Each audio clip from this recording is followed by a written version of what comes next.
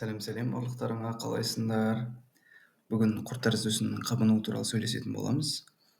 Құрт тәріздесінде аппендикс жалпы тоқішектің соқырішектік бөлімінің төменгі жиегінде орналасқан түтікше тәрізді тұйық мүше болып табылады. Оның қызметі жалпы иммундық жүйеге қатысу. Негізінен аппендикстің анатомиялық ерекшелігіне немесе анатомиялық тұрғыдан бірнеше орналасулар бар, бірақ оны қарастырмаймыз. Біз талқылаймыз бүгін қабыну үдерісінің патофизиологиялық механизмін, диагностикасын және клиникалық көріністерін, симптомдарын талқылайтын боламыз.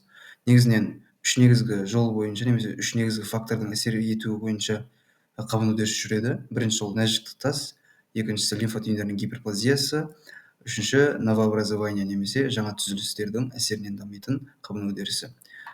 Біріншісі ол бізде нәжістік тас. Қабыну үдерісі жалпы соқырішек және аппендикстің арасындағы саңылаудың бітелуінен басталады. Яғни, например, мына жерде бітелу болды. Бітелу болған соң бізде осы бітелудің әсерінен мынау аппендикстің ішіндегі құрам сыртқа шықпағандықтан мына аппендикстің ішіндегі қысым жоғарылайды. Яғни мына қысым жоғарылайды. Қысым жоғарылағаннан соң бізде асқазан ішек жолдарында бізде қалыпты микрофлора бар, яғни бактериялар. Оларға бұл қолайлы орта болады да бактериялар көбейеді бізде. И осы бактериялар көбейіп, осы жерде қабыну процесін тудырады. Жалпы үш механизмде осындаймен жүреді. Яғни қысым жоғарылайды, бактерия көбейеді, қысым жоғарылайды, бактерия көбейеді. Бірақ, например, нәжістік тастар көбінесе мектеп жасындағы балаларда болады. Яғни олардың тамақтану режимі дұрыс емес, енді барлығы емес, көбінесе. Тамақтану режимі дұрыс емес. Например, талшықты заттар жеудің орнына олар фастфуд жейді.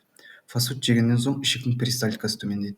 Перистальтикасы төмендеген соң бізде не болады? Ішқату болады. Ішқату бізде нәжістік тастардың түзілуіне алып келеді. И сол уақытта нәжістік тастар түзіліп, осы соқырішек пен аппендикстің арасында саңылау бітеледі, қысым жоғарылайды және бактериялардың колонизациясы болып қабыну процесі жүреді. Ал лимфа түйіндерінің гиперплазиясы кезінде ол кезде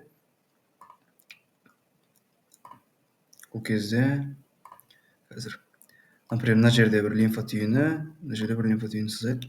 Біз айттық, что аппендикс бізде иммундық жүйеге қатысады, яғни иммундық мүше ретінде қарастырылады. И оның қасында бізде көптеген лимфа түйіндері бар. Например, бір науқас келді, ода бізде созылмалы инфекциялық ауру өткен басынан сондай. И лимфа түйіндерінің гиперплазиясы бар онда. Ол науқаста гиперплазия болғандықтан мына лимфа түйіндері аппендикстің саңылауын былайша бітеп қояды да, мына жерде саңылау бітеліп қалады. Сосын то же самое бағандай процесс жүреді, қысым жоғарылайды, бактерияның колонизациясы жүреді да, қабыну үдерісі дамиды. Мынау бізде мектеп жасындағы балаларда болса, мынау бізде ересек адамдарда көбінесе кездеседі. Ал жаңа түзіліс кезінде, ол кезде, например, мына жерде болуы мүмкін, ісік болуы мүмкін, немесе прямо саңылаудың өзінде бір ісік болуы мүмкін, немесе жаңа түзіліс болуы мүмкін. И бұл то же самое сондай бітеп қояды, потом қысым жоғарылайды, потом бактериялар көбейеді да, қабыну процесі жүреді.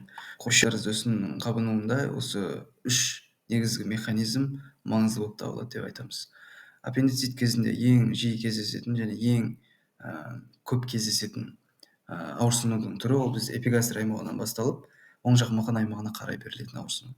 Негізі одан басқа тағы да клиникалық тесттер бар, чтобы аппендицит диагнозын негіздеу үшін. Біріншісі ол бізде симптом шөткіне Блюмберга деп аталады. Ол бізде негізі қазір суретті көрсетейін. Бізде макбурния деген точка бар. Ол бізде мұқын сүйегі мен кіндіктен примерно бір көзбен линия жүргізіп, соның 1/3 бөлігінде болатын точка ғой. Осы жерде болады. Примерно көзбен есептеп бөлесің ғой, короче. И осы именно макбурния точкасына қолды басып, сразу алып қалған кезде ауырсыну күшейіп кетеді. Ол бізде положительный симптом Щеткина Блюмберга деп аталады. Ол негізінен бізде острый аппендицит, перитонит, тағы да перфорация кезінде жиі осы положительный болады, осы симптом. Одан басқа тағы да бізде симптом Россинга бар, симптом Образцова деген бар. Симптом Образцова ол бізде жалпы то же самое макбурния точкасына қолды басып, пальпация жасап, былай басып тұрып, оң жақ аяғын көтерген кезде пациенттің ауырсыну күшейеді. Үшінші клиникалық тест бұл симптом Россинга деп аталады. Бул кезде жалпы сол жак мыкын аймагын баскан кезде оң жак мыкын аймагында оорсуну пайда болот. Бул негизинен байланыштуу иш ишектеги кысымга байланыштуу. Яғни сол жакты баскан кезде кысым именно ток ишектин бою менен барат да сокур ишекке барып, сол сокур ишекте эгер кабынуу удилиси болуп атса, сол кабынуу удилиси болуп жаткан жерге кысым менен әсер этип, сол жерде оорсуунун пайда болууна әкелет. Негизинен мындай клиникалык тесттерди билүү биз үчүн тез әрі эффективный чечим кабылдауга мүмкүндүк берет деп айтабыз. Енді асқынуларын талқылайтын боламыз. Бірінші асқыну ол бізде перфорация, яғни аппендикстің қабынып, сосын тесілуі. Ол қалай жүреді жалпы? Бірінші аппендикс қабынып ісінген соң, оның қан тамырларда тоқырау процесі жүреді. Яғни ісінген соң қан тамырлар таралады да артериялық қанның келуі төмендейді, немесе мүлдем жойылады. Венозды қанның ағуы тоже жойылады. Жалпы қан тамырлардың тоқырауы болады. Тоқырау болған соң, артериялық қанмен қамтамасыз етілмеген соң аппендикстің қабырғалары, ол жерде бізде гипоксия болады. Гипоксия болған соң ол ишемияға барады. Сосын мына қабырғалардың барлығы некроздалып, әлсіз болады да, сосын тесілу процесі жүреді. Перфорация болған уақытта бізде ішектегі құрам сыртқа қарай, яғни іш жастарға қарай шығады. Бұл жерде мына сарымен белгіленген іш жастар париетальды, висцеральды және париеталь жапырақшасы, жоғары диафрагма жақ. Перфорация болған уақытта негізінен ауа, сұйықтық, бактерия сияқты құрамдар іш жастарға қарай шыға бастайды да. Например, бактерия шықса, ол полисистемный таралатын болса, перитонит дамиды. Ауа шығатын болса, пневмоперитониум дамиды. Сол сияқты бірінші перфорация болады, сосын абсцесс, сосын перитонит. Не үшін сразу абсцесс дамымай, сразу перитонит дамып кетпейді, немесе не үшін абсцесс дамиды деген сұрақ та мүмкін. То есть мына ішіндегі құрам сразу неге шығып, сразу іш жастарға таралып, перитонит дамымайды. Потому что перфорация болған уақытта іштің алдыңғы бұлшықеттері напрягация етеді да, и бұлшықеттер напрягация еткен соң, олар ішке қарай итереді да, былай. И ішке қарай итеріп, таралып жатқан бұл сұйықтық, ауа болсын, бактерия болсын, соны былай капсула түрінде ұстап тұрады. Абсцесс деп аталады сол.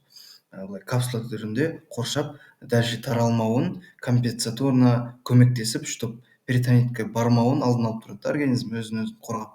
И егер ол дальше, например, абсцесс жарылатын болса, онда бізде перитонит дамиды деп айтамыз.